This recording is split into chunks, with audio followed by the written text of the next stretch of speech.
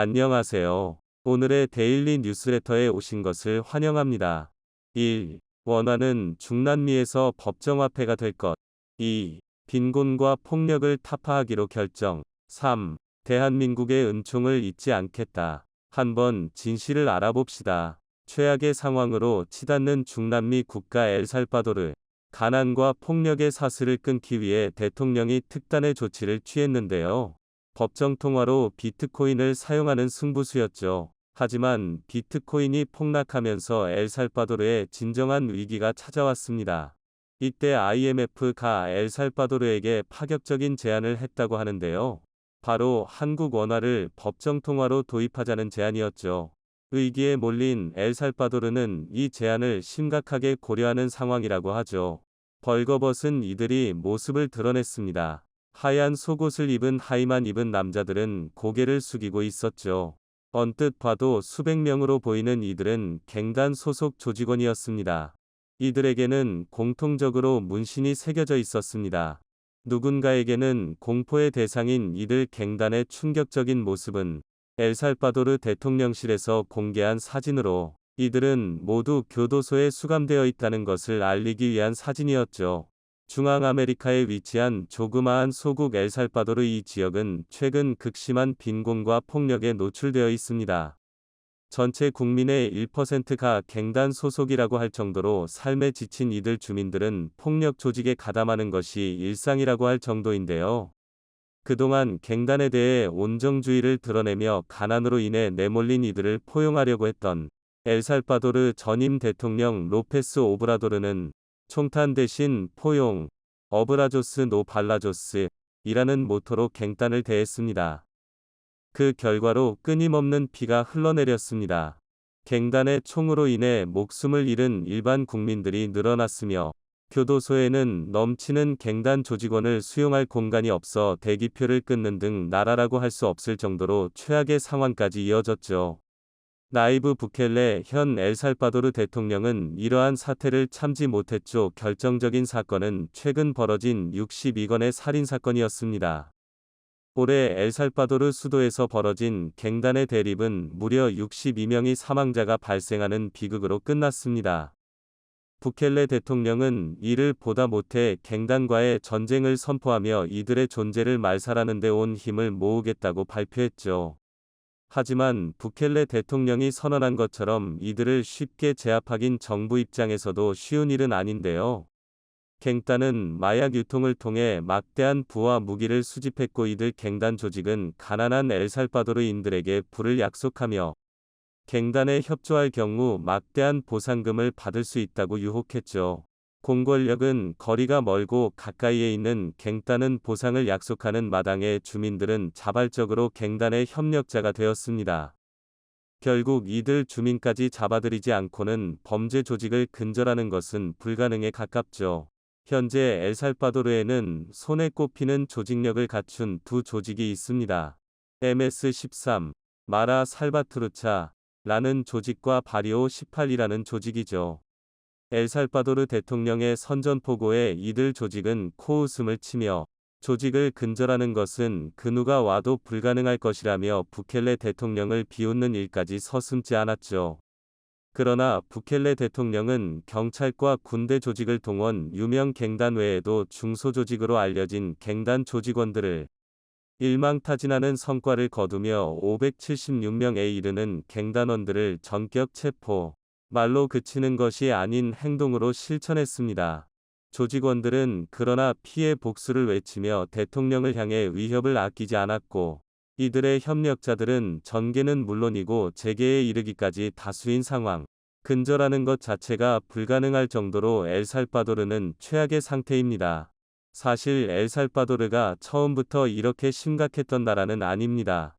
나름 중남미 국가들 가운데서 산업적으로 성과도 있었던 국가였는데요. 이 국가가 급속도로 몰락한 이유는 바로 군부 독재입니다.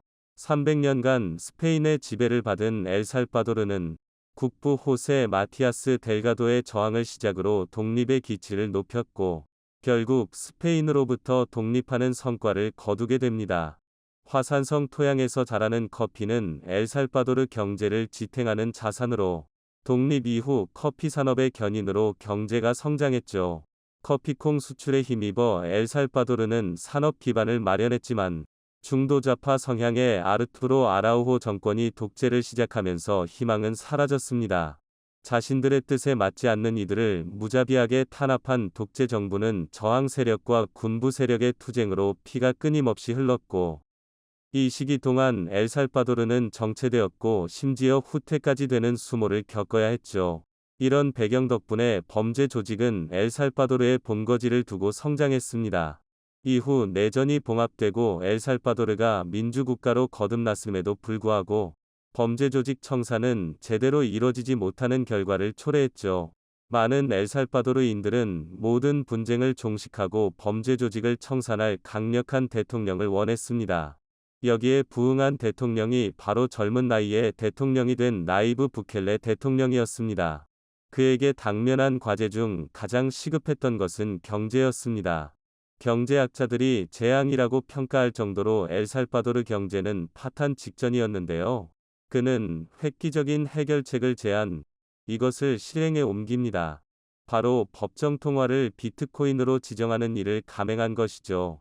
경제가 안 좋은 엘살바도르 기존 법정 통화는 가치가 제로에 가까웠지만 부켈레 대통령은 당시 떠오르는 화폐인 비트코인의 가능성에 주목한 것인데요. 그는 국가 최초로 비트코인을 법정 통화로 인정했습니다. 모든 엘살바도르 국민은 비트코인 지갑을 보유하게 되었죠.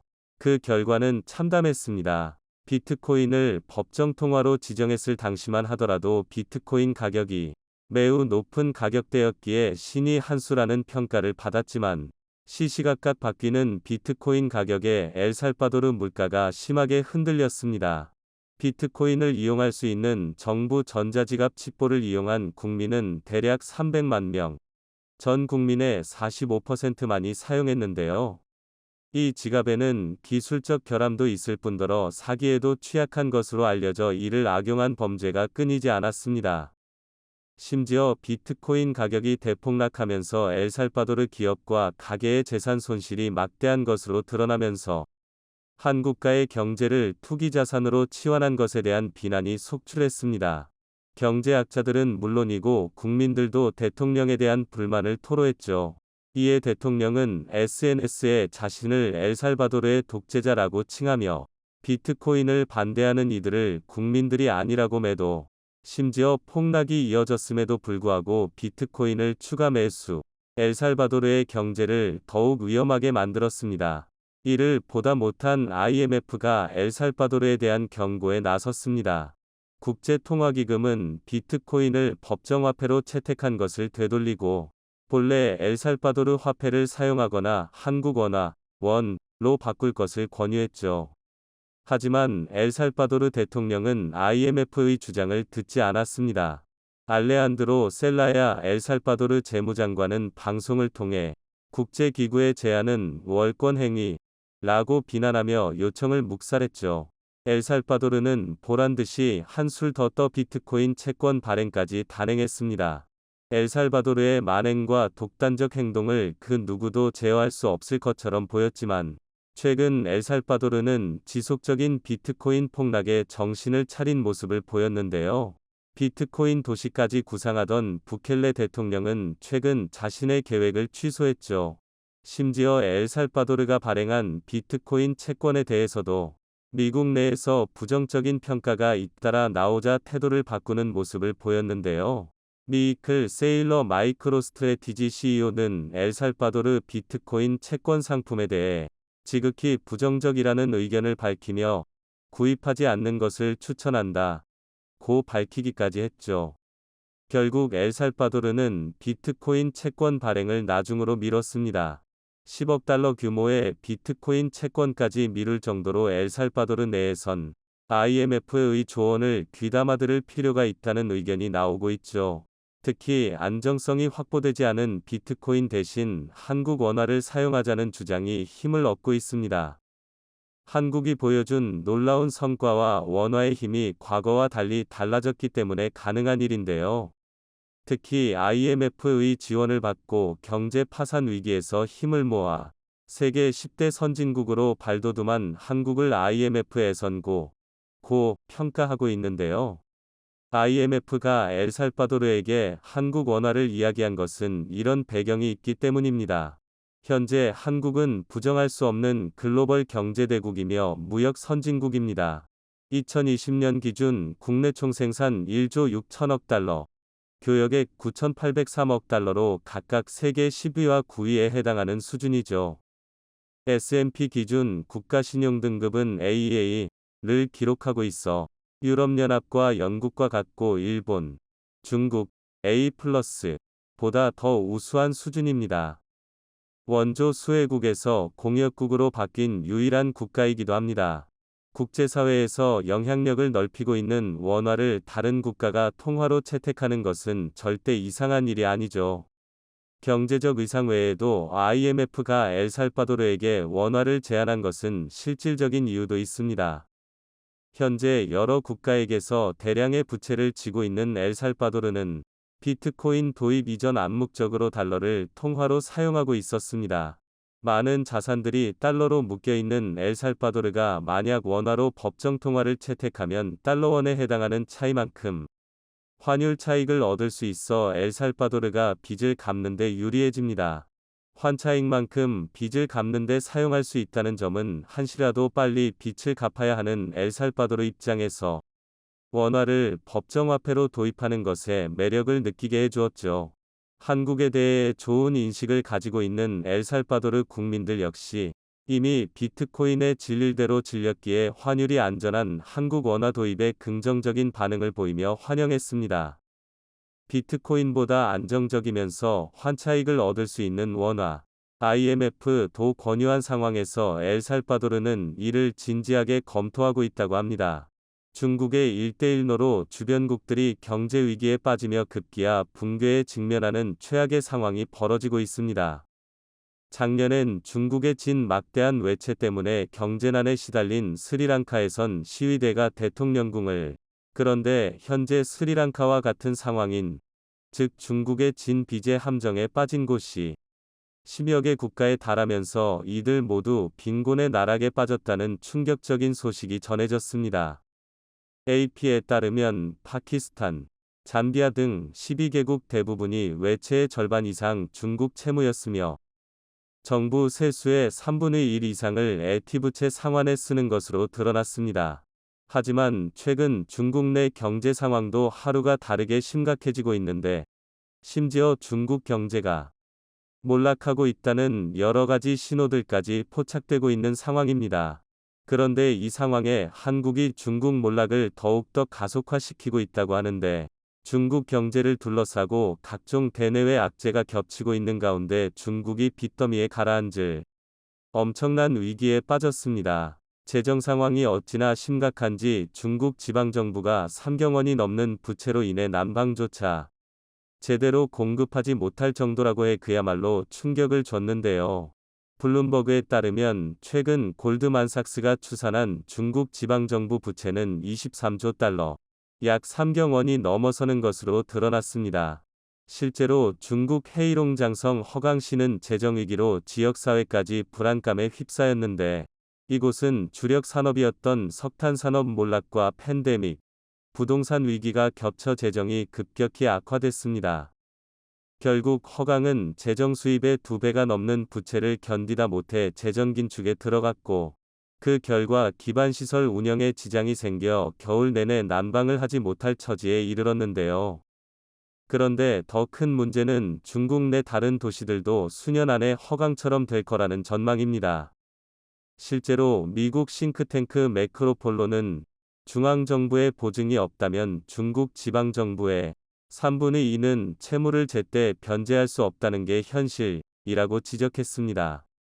여기에 더해 최근 중국의 숨겨진 채무가 급증하며 중국의 부채 비율이 또다시 역대 최고치를 경신했는데요. 중국 국가금융발전연구소에 따르면 중국의 1분기 말 GDP 대비 총부채 비율은 282%로 역대 최고치였던 작년보다 9%나 급등했습니다. 이 가운데 중국 기업의 부채 비율이 167% 기록하며 가장 두드러졌는데 이는 중국 지방정부의 숨겨진 부채 때문인 것으로 보입니다. 중국 지방정부의 자산을 담보로 인프라 투자 사업을 벌이는 LGFV 위 채무는 현재 지방정부의 채무로 잡히지 않고 있어 눈속임을 하는 것 아니냐는 지적인데요.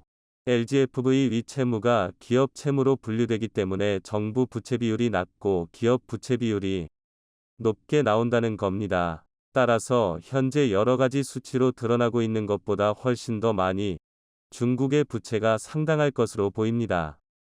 그런데 심지어 중국 경제 중 가장 큰 부분을 차지하는 부동산 시장이 최악의 상황에 직면하면서 중국의 부채 폭탄은 언제 터질지 모르는 상황인데요. 중국 정부의 활성화 대책에도 부동산 시장이 회복할 기미를 보이지 않으면서 최근엔 빛에 몰린 개발업체들의 아파트가 무더기로 경매에 쏟아지기까지 했습니다. 중국 언론에 따르면 올해 들어 칭다오에서만 494채의 아파트가 법원 경매 물량으로 나오는 등 중국 부동산 시장이 장기 침체에 빠졌다는 사실을 방증했습니다. 그런데 이런 상황에 한국은 탈중국을 가속화하며 중국에 더 큰 걱정거리를 선물해줬습니다. 앞서 열린 G7 정상회의에서 한국이 반도체, 배터리 등 첨단 산업에서 중국에 대한 공급망 의존도를 낮추겠다고 공개적으로 밝힌 건데요. 실제로 최근 정부와 국내 기업들은 중국 의존도를 낮추는 방안을 다각도로 모색하며 중국의 다른 국가들과 협력을 추진하고 있는 중입니다. 지난 16일엔 캐나다와 핵심 광물 공급망 청정에너지 전환에너지 안보 협력 MOU를 체결하고 장관급 경제안보 협의체를 운영하기로 했는데 이 역시 중국 의존도를 줄이기 위한 맥락입니다. 이렇게 한국이 중국을 본격적으로 손절하려는 움직임을 보이자 이를 알아차린 중국은 G7 회의 이후 한국에 갑작스런 제재를 가하며 불순한 의도를 드러내고 말았습니다. 실제로 이달 중순부터 중국 일부 지역에서 네이버 접속 장애가 발생한다는 이야기가 계속 나오면서 중국 정부가 네이버를 차단한 거 아니냐는 추측이 이어졌습니다.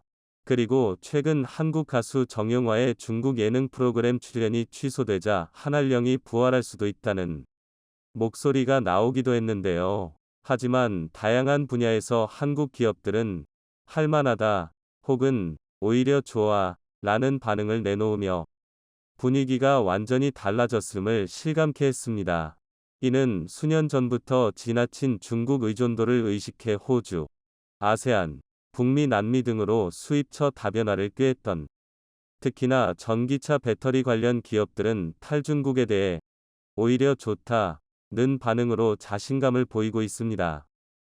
포스코그룹은 그동안 호주 리튬과 니켈 자원 개발을 위해 4조 원 이상의 투자를 해온 것으로 파악되는데 아르헨티나 여모에서 역시 리튬을 채굴할 계획입니다. 이렇게 확보한 자원을 바탕으로 포스코 퓨처엠 이 각종 배터리 소재를 만든다면 중국 의존도를 크게 낮출 수 있다는 분석입니다. LG화학 역시 최근에 미국 피드몬트 리튬 과연 20만 톤 규모의 리튬 전광 구매 계약을 맺으면서 공급망 다변화를 꾀했습니다. 배터리 4대 핵심 소재인 분리막 전해질을 만드는 업계에서도 탈중국을 두 팔 벌려 환영하고 있는 분위기인데 우선 분리막 업계에서는 SKIET가 연내 북미 투자 의사결정을 마치고 실행 여부를 확정할 방침입니다. 그리고 이렇게 미국 투자가 현실화하면 SKIET는 글로벌 3대 전기차 시장 모두의 분리막 생산 거점을 마련하게 될 전망입니다. 전해질 업계는 대부분 북미 투자 계획 수립을 모두 끝낸 상태로 엔캠은 조지아주에 연 2만 톤 규모의 전해액 공장을 가동하는 동시에 테네시, 오하이오, 미시간 등지에 신규 생산 거점을 마련할 계획입니다. 솔브레인과 동화기업도 내년 하반기부터 현지에서 전해액 생산에 나설 예정으로 솔브레인은 인디애나주에 생산시설 공사를 시작했고 동화기업 은상반기 중 테네시주에서 첫 삽을 예정입니다. 사실 이제는 예전처럼 중국산만 갖고 전 세계를 상대로 배터리 소재를 팔 수 있는 시대가 아니기에 한국 기업들은 미리 탈중국을 계획하고 있었는데요. 내친 김에 이들 기업들은 본격적인 탈중국을 통해 그간 중국이 패권을 누려온 분야에서 추격의 기회를 잡으며 우리가 패권을 가져오겠다는 자신감까지 내비치고 있는 것으로 보입니다.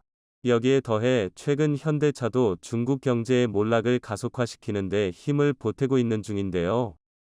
자동차 업계에 따르면 현대차가 6월 창저우 공장 가동을 멈추고 공장 설립 7년 만에 매각하기로 결정했습니다. 창저우 공장은 현대차의 네 번째 중국 공장으로 현재 공장 일부 설비를 현대차 베이징 1공장에 이관하고 사업 철수 과정을 밟고 있다고 합니다. 현대차 철수 결정 소식에 창저우 지역 주민들은 현대차 공장이 곧 문을 닫는다는 소문을 틀었다.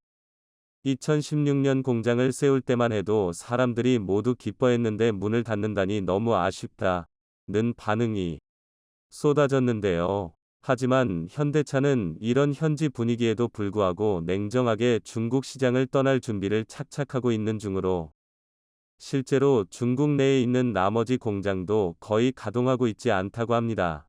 현대차가 이렇게 냉철한 판단을 할 수 있었던 건 중국 판매가 아니어도 해외에서 아주 무섭게 폭풍 성장 중이기 때문입니다. 유럽과 미국의 완성자 업체들이 현대차를 의식할 정도로 자동차 업계에선 현대차가 전기차 혁신 기업으로 성장했다는 평가를 받고 있는데요. 최근 월스트리트저널 이 현대차는 어떻게 그렇게 쿨해졌나라는 제목의 기사를 낼 정도로 전기차 시장에 새로운 강자로 두각을 내고 있음을 방증했습니다. 월스트리트저널은 저가 브랜드를 만들었던 현대차가 전기차의 혁신을 꾀하며 시장 1위인 테슬라를 정조준하고 있다며 찬사를 보냈습니다. 실제로 아이오닉 6는 얼마 전 미국 뉴욕에서 열린 자동차 전시회 2023 WCR에서 최고상인 세계 올해의 차와 함께 올해의 디자인, 올해의 전기차상을 받으며 테슬라의 아성을 의협하고 있는데요. 현대차가 1980년대 엑셀을 내세워 미국에 상륙했을 때만 해도 싼 가격으로 미국 코미디언들이 웃음거리로 삼았던 것과 확 달라진 엄청난 변화입니다. 또한 현대차는 세계 자동차 시장 규모 3위로 올라선 인도 시장에서도 엄청난 폭풍 성장을 이어가며 훨훨 날아오르고 있는데요. 실제로 인도 내 판매량이 꾸준히 늘면서 작년 현대차, 기아의 인도 법인이 벌어들인 순이익이 1조 원에 달하는 것으로 나타났습니다. 여기에 더해 현대차는 인도 시장을 철수한 GM 공장도 인수할 예정이라 절차가 마무리되면 현대차의 인도 현지 생산량은 연간 125만 대를 넘어서게 될 전망입니다. 심지어 현대차는 차세대 배터리 개발 투자에 나서며 글로벌 완성자 업체들의 꿈인 배터리 내재화에 성큼 다가서고 있는데요. 전기차 핵심 부품인 배터리 성능을 개선하고 원가를 절감하기 위해선 자체 배터리 생산 필요성이 제기되고 있는 만큼 이를 먼저 실현하고 있는 겁니다. 이 가운데 현대차가 주목하고 있는 건 리든 메달 배터리로 리튬이온 배터리보다 주행거리가 30% 길고 12분 만에 배터리 용량의 90%까지 충전할 수 있는 것으로 전해집니다. 이렇게 현대차는 미래차 1등 기업으로 도약하기 위해 하나하나 단계를 밟아가고 있는데요. 이쯤 되면 조만간 중국이 탈중국을 꾀하고 있는 한국 기업들을 향해 돌아와 달라고 얼마 전 후쿠시마 오염수를 두고 한 영국 교수의 발언이 세상을 떠들썩하게 했습니다. 웨이드 앨리슨 옥스퍼드대 명예교수가 희석되지 않은 후쿠시마 물 1리터를 마실 수 있다. 고 발언에 논란을 빚은 겁니다. 앨리슨 명예교수는 한국원자력연구원과의 기자 간담회에서 만약 내 앞에 다핵종 제거 설비 알프스를 거쳐 저장조에 저장돼 있는 오염수가 있다면 희석되지 않은 상태에서도 원L 가량을 바로 마실 수 있다. 라고 말했고 오염수 원L을 섭취했을 때 우리 몸의 방사능 수치가 12일가량 2배가 될 수 있지만 CT나 엑스레이 등 의학 설비에 노출되었을 때 방사선량보다 적다. 원L가 아닌 10L까지도 오염수를 마실 수도 있다고 말했습니다. 그러면서 아직 마시지 못한 것은 그럴 기회가 없었을 뿐이고 가능하다면 TV에 나가서도 마실 의향이 있다고 자신감을 보였는데요. 앨리슨 교수는 국내 과학자 중 이를 정면으로 반박한 분이 있다는 질문에는 그것은 과학적인 발언이 아니라고 생각한다. 실제 그런 말을 하신 분과 이야기를 나눠보고 싶다고 말하기도 했습니다. 이어 오염수로 인해 만에 하나 발생할 수 있는 부작용에 대해서는 생각할 수 있는 것이 없다. 우리가 CT를 받을 때도 방사선량을 받을 수 있는데 이 부분에 대해 신체 영향이 있지도 않고 문제를 삼지 않기 때문이라고 설명했습니다. 그런데 앨리슨 교수가 오염수를 마실 수 있다고 말한 근거가 황당합니다. 많은 사람들이 오염수 시료 채취 과정에서의 문제점이나 일본 정부의 은폐 의혹과 관련해서 믿을 수 없다고 하자 앨리슨 교수는 여러 차례 일본 정부에 대한 믿음을 강조한 겁니다. 오염수가 알프스 처리가 됐다면 세슘, 스트론튬 등이 제거됐을 것이다. IAEA와 다른 시찰단이 계속해서 더블 체크를 하는 상황에서 일본이 그러한 기관들을 속일 거라 생각하지 않는다라고 말한 겁니다. 알프스로 걸러지지 않는 삼중수소의 위험성에 대해 질문하자 삼중수소는 어떻게 보면 가장 무해한 방사성 핵종이라 생각하고 물고기가 물을 마셔도 마찬가지이며 그런 물고기를 먹는 사람도 무해할 것이라는 이해하기 어려운 말을 덧붙였습니다. 일본이 속일 리 없기 때문에 마실 수 있다는 주장은 논리적으로 맞지도 않고 황당합니다. 일본이 과연 후쿠시마 관련 조작이나 은폐를 한 적이 없을까요? 일본과 도쿄전력은 후쿠시마 원전과 관련된 은폐와 조작을 일삼다가 적발되어 사과한 것만 한두 번이 아닙니다. 초기에는 노심룡룡 자체를 은폐했습니다. 뿐만 아니라 오염수 유출도 은폐했다가 들통이 나 망신을 당했습니다. 일본 전력회사 도쿄전력은 2011년 동일본 대지진으로 후쿠시마 제1원전 사고가 났을 때 노심룡룡, 즉 멜트다운이 일어났음에도 이 사실을 은폐했다는 것을 사건 발생 5년여 만에 인정하고 사죄했습니다.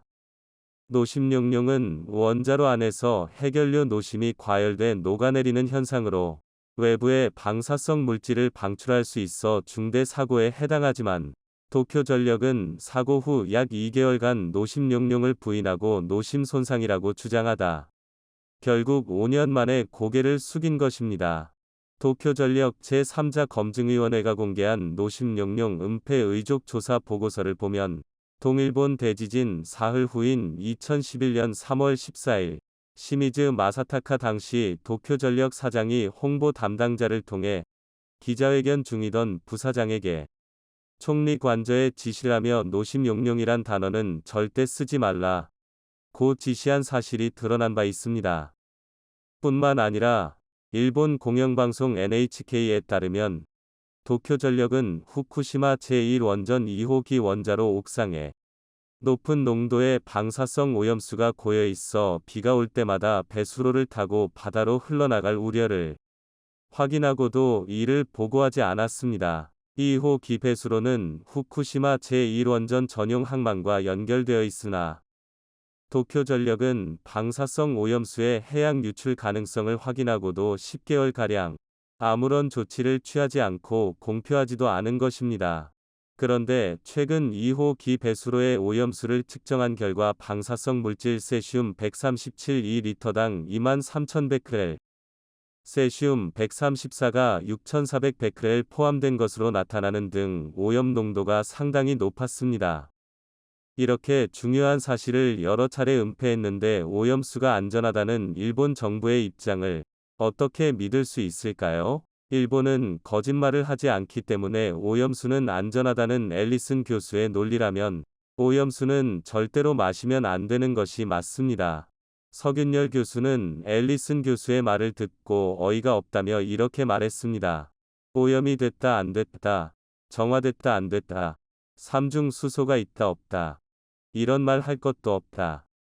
앨리슨 교수의 말이 맞다면 도쿄전력이 방류하겠다는 물은 공업용수, 농업용수로 쓰기에도 너무 아깝다. 식수니까 버리지 말고 직접 도쿄 수도관에 연결하자. 아예 후쿠시마 생수를 만들어서 영국에 수출하자. 마셔도 아무 문제가 없다면 도쿄 수도권에 연결해서 일본 도구 시민들이 직접 처리하고 아예 후쿠시마 생수로 출시해서 영국에 수출하면 어떻겠나? 라고 일갈해버린 겁니다. 또한 한국원자력연구원장은 과학에 근거하여 후쿠시마에서 배출된 오염수는 마시면 안 된다고 못 박았습니다. 주한규 한국원자력연구원장은 웨이든 앨리슨 영국 옥스퍼드대 명예교수의 발언은 개인적인 들출 발언이었고 원자력연구원의 공식 입장이 아니라고 분명히 하면서 후쿠시마 오염수의 삼중수소 농도가 평균 62만 베크렐 BQ인데 음용수 기준은 1만 BQ이라며 상시 음용을 하면 안 된다는 보도자료를 낼 예정이라고 말했습니다. 그런데 과거 실제로 일본에서 후쿠시마 원전 오염수를 마신 사람이 있었습니다. 2011년 11월 영국 BBC와 가디언지는 일본 내각부 정무관 소노다 야스히로 의원이 후쿠시마 원자로의 방사성 물질을 정화했다는 것을 증명하기 위해 직접 원자로 내부에서 떠온 물을 마셨다고 보도해 전 세계를 깜짝 놀라게 만들었습니다. 당시 소노다 야스히로 의원은 직접 TV에 출연해 후쿠시마 원자로의 방사성 물질이 정화를 통해 깨끗해졌다는 것을 증명하고자 물을 마셨고, 방송 이후 매체들은 쇼 다 아니다를 놓고 의견이 분분했는데요. 그런데 이날 TV로 이 장면을 지켜보던 시민들은 소노다 야스히로 의원이 물을 마실 때 두 손이 떨리는 장면을 보았고 망설이는 듯한 불안한 눈빛과 손짓으로 물을 마신 후 긴장하는 표정이 역력했습니다. 이 장면은 외신들을 통해 세계에 알려져 화제가 됐는데요. 영국의 한 핵 전문가는 소노다 차관의 행동을 두고 완전히 멍청한 짓이라고 놀리기도 했습니다. 그리고 얼마 전 그의 충격적인 근황이 공개되었습니다. 2021년 온라인 미디어 익시구아은 소노다 야스히로의 건강 상태를 우려하며 실종 의혹을 제기했습니다. 최근까지 그의 근황을 아는 사람이 전혀 없고 SNS도 모두 중단된 상태였습니다. 일각에서는 소노다 전 차관이 병에 걸린 것 같다는 추측을 내놓기도 했는데요. 실제로 소노다 차관이 지금 건강하다면 오염수 방류를 앞둔 일본 정부는 어떻게든 소노다를 전면에 내세워 대스타를 만들었을 겁니다. 하지만 실종에 가까운 행적을 왔을 때 만용을 부리다 비극을 맞이했을 가능성이 매우 높습니다. 이와 비슷한 사례는 이미 여럿 있었습니다. 대표적인 사례가 일본의 한 TV 프로그램에서 원전 피해 풍문을 불식하기 위해 후쿠시마산 야채를 시식하면 캐스터가 급성 림프 구성 백혈병 진단을 받았습니다. 원전 폭발 사고 이후 일본의 각 방송사들은 후쿠시마 농산물이 안전하다는 홍보를 하기 위해 시식 프로그램을 많이 만들었습니다. 그런데 이런 프로그램을 진행해 오던 캐스터 오츠카 노리카즈가 백혈병 진단을 받고 치료에 들어갔다는 사실이 알려지자 일본 국민들은 큰 충격을 받습니다. 아울러 원전 사고 수습 현장에서 작업했던 40대 남성이 급성 백혈병으로 사망하는 일까지 일어나자 일본 내에서조차 많은 이들이 불안에 떨었는데요. 그럼에도 일본은 오염수 방류를 무리하게 추진하고 있습니다. 지금 일본이 후쿠시마 오염수를 바다에 방류하면 가장 큰 피해를 입는 사람은 대한민국 해군 장병들입니다. 합정에서는 바닷물을 담수화한 물을 마시기 때문입니다. 해군 이지스 구축함 세종대왕함 기계실에서 장병들이 조수기라는 장비를 손보고 있습니다. 조수기는 400톤급 이상 함정 필수 장비로 염화나트륨, 불순물 등을 걸러내 바닷물을 마실 수 있는 담수로 만듭니다. 내부 공간이 워낙 좁고 식수 탱크도 작아 물이 귀한 잠수함에서도 조수기로 걸은 담수가 기묘한 식수입니다. 손 씻고 밥 지을 때 사용하고 생수처럼 마십니다. 그런데 후쿠시마 방사능 오염수가 우리 해군 작전 수역으로 흘러오면 조수기 담수를 마셔도 되는 것일까요? 해군은 지난해 5월 방사능 오염수가 임무 수행에 미치는 영향이라는 주제의 연구를 한 민간 연구소에 맡겼습니다. 최근 보고서가 나왔는데 조수기는 삼중수소, 세슘, 스트론튬 등 방사능 물질을 걸러낼 수 없다. 임무 수행을 위해 대책 마련이 필요하다는 결과가 나왔습니다. 해군이 보유한 함정은 150척, 조수기가 필요한 장병은 1만 6천 명에 달합니다. 이대로라면 방사능 물질에 노출되거나 조수기 사용을 멈춰야 해 전력 약화가 불가피합니다. 이 연구 결과를 받아든 해군은 일단 삼중수소 분석기를 배치하는 등 오염수에 적극적으로 대응하겠다고 밝혔습니다. 각 기지에서 일정 거리 떨어진 바다에 설치된 측정 장비가 오염수를 감지하면 보급 함정을 통한 식수 추가 공급, 함정의 기지 복귀, 운항 중단 등 단계별 조치가 취해집니다. 해군은 연내 해양 방사능 측정 장비의 개발과 배치를 모두 마칠 계획입니다. 하지만 아무리 이렇게 대안을 마련한다고 해도 가장 중요한 것은 오염수 방류를 막고 지금처럼 일본의 땅에 묻는 것입니다.